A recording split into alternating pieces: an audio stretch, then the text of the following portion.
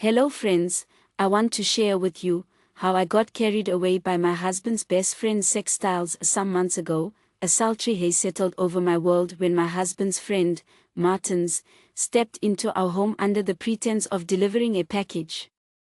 His presence was magnetic, his eyes carrying a quiet storm of longing. He lingered at the door, his voice low and tinged with vulnerability as he confessed his loneliness. His wife had been abroad for months, leaving him adrift in an empty house.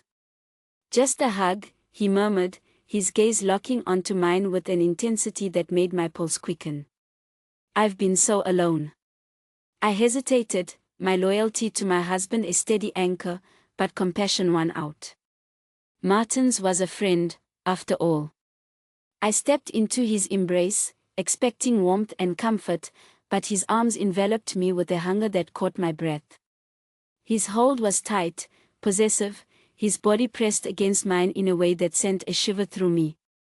As he pulled back, his lips found mine in a sudden, stolen kiss, soft, urgent, and laced with forbidden desire.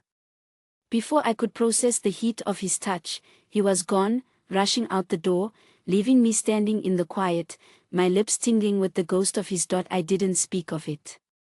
I told myself it was a fleeting moment, a lapse born of his solitude.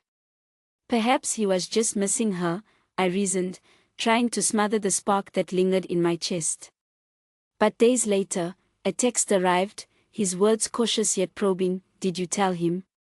I replied with a simple no, hoping to bury the incident.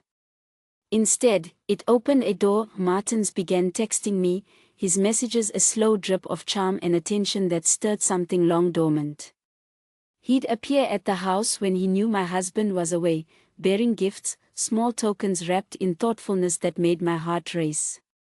A bottle of my favorite wine, a delicate scarf that felt like a caress against my skin, a book he knew I'd love. Each visit was a dance, a dangerous waltz of glances and fleeting touches that left me breathless. I tried to keep my distance, sensing the precipice we were nearing, but the pull was undeniable. One humid afternoon, the air thick with unspoken tension, we lost ourselves. It happened in a rush of tangled limbs and whispered need, our bodies colliding in a forbidden symphony.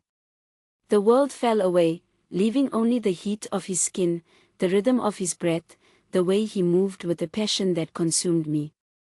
It was unlike anything I'd known with my husband, whose touch had grown predictable, mechanical. With Martins, every moment was electric, a forbidden thrill that left me trembling with both guilt and exhilaration. Afterward, I was torn. The pleasure had been undeniable, a secret fire that warmed me even as shame gnawed at my conscience.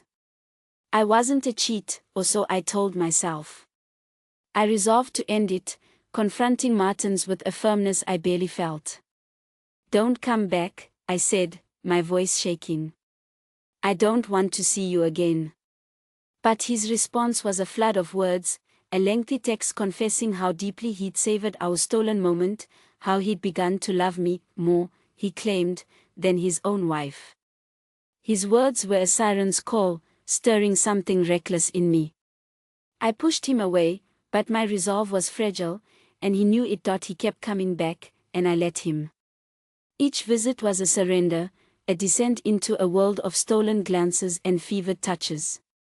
The sex became a ritual, sometimes in the shadowed confines of his car, where the windows fogged with our heat, other times in hotel rooms where we could lose ourselves entirely. We stole weekends away, our bodies entwined in unfamiliar beds, the world outside fading to a distant hum.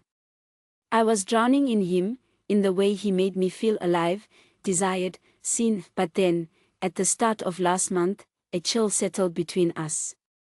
His texts grew sparse, his calls non-existent. When I pressed him, his voice was heavy with resignation. His wife was returning soon, he said, and he wanted to sever our ties before her arrival. He spoke of protecting her, of shielding my husband from the truth, but his words felt like a blade. The man who'd claimed to love me was retreating, leaving me to grapple with the ache of his absence. I don't know when I began to love him, but the truth of it burns. I ignored his texts, tried to steel myself against the pull of his memory, but each time he appeared, I faltered. Now, as his withdrawal leaves a void, I'm left with the weight of my own heart, torn between guilt and a longing I can't extinguish. If this story touched your heart, make sure to subscribe so you don't miss our next romantic and passionate tale. Don't forget to like, share, and drop a comment. Your love keeps us inspired. I love you all.